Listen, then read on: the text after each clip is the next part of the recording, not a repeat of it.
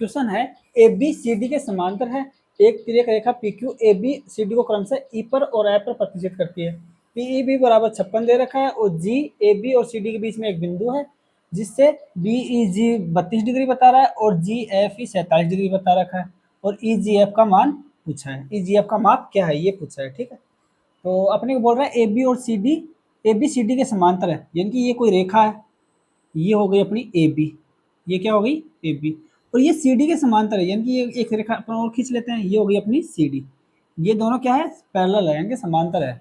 और बोल रहा है कि एक तिर्यक रेखा है पी क्यू जो ए बी सी डी को, ए बी को तो ई पर काटती है और सी डी को एफ पर काटती है, यानी कि एक तिर्यक रेखा बता रहा है। ये हो गई तिर्यक रेखा खींच दी अपन ने, ये हो गई यहाँ से लेकर यहाँ तक पी और क्यू, और ए बी को कितने पर काटती है, क्रमशः ई पर।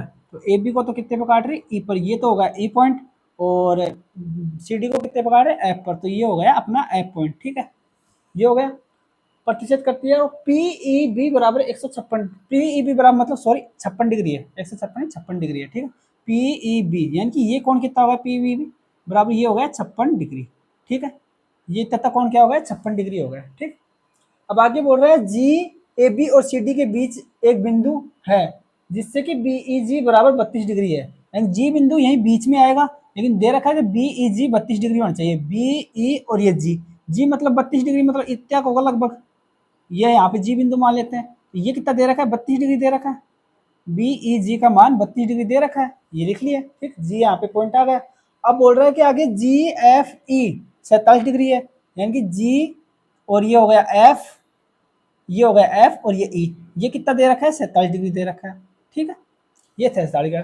और अपने को पूछा क्या है, ई जी एफ का माप क्या होगा, ई जी और ये एफ, यानी कि इस कोण का माप ज्ञात करना है, इसका माप अपन थीटा मान लेते हैं। ठीक है, ये ई एफ जी एक ट्राइंगल बन रहा है, ये ये कोण दे रखा है, ये ज्ञात करना है अपने को, ये कोण ज्ञात हो जाए तो अपना काम बढ़ सकता है।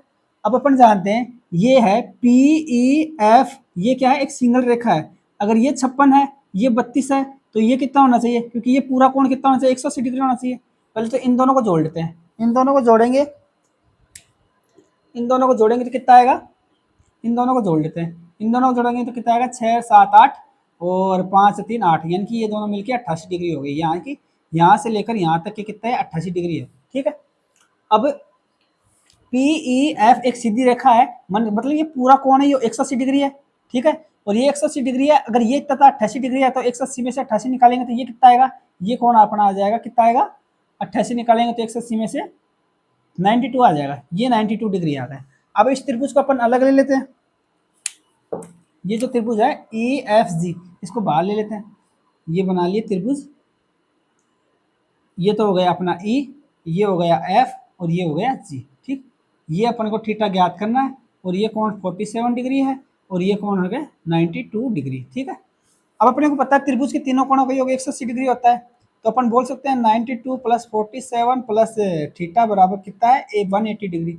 थीटा अपने को ज्ञात करना है, इन दोनों को जोड़ेंगे 7, इन दोनों को जोड़ेंगे 7 और 8 9, यानी कि 180 में से कितना जाएगा, 7 और 8 9 और 9 और 4 13, 139 माइनस कर देंगे। थीटा बराबर कितना आ जाएगा, 139 माइनस करेंगे तो 41 आएगा, 41 डिग्री, मतलब ऑप्शन नंबर डी इसका आंसर आ जाएगा। ठीक है।